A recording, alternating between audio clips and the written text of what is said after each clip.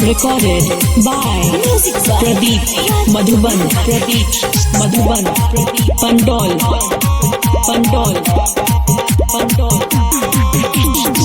श्रद्धा से पूजा पाठ करै छी, श्रद्धा से पूजा पाठ करै छी हम त सातो बहिनिया के।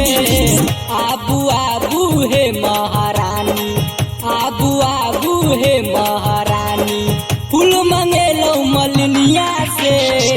आबू आबू हे महारानी, फूल मंगेलौ मलिनिया से। आबू आबू हे महारानी, श्रद्धा से पूजा पाठ करै छी, श्रद्धा से पूजा पाठ करै छी हम त सात बहिनिया के।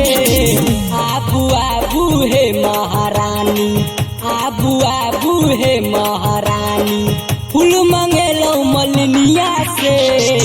आबू आबू हे महारानी, फूल मंगेलौ मलिनिया से। आबू आबू हे महारानी।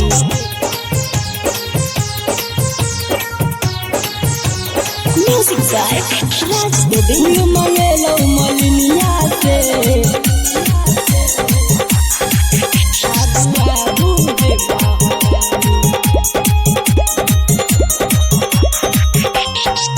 अहि कृपा से हे जग जननी, धरती आसमान छे। सारा दुनिया शीश झुकावे कर तोरा नाम ये।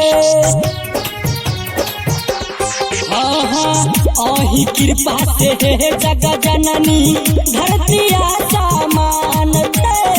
सारा दुनिया शीश झुकावे कर तोरा नाम ये। हाथ जोड़ का विनती करै छी, हाथ जोड़ का विनती करै छी पुकार ये।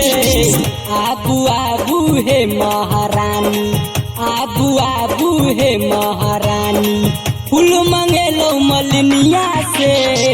आबू आबू हे महारानी, फूल मंगेलौ मलिनिया से।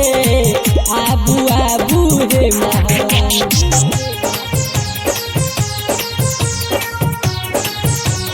Music by फूल मंगेलौ मलिनिया से। आबू आबू हे महारानी।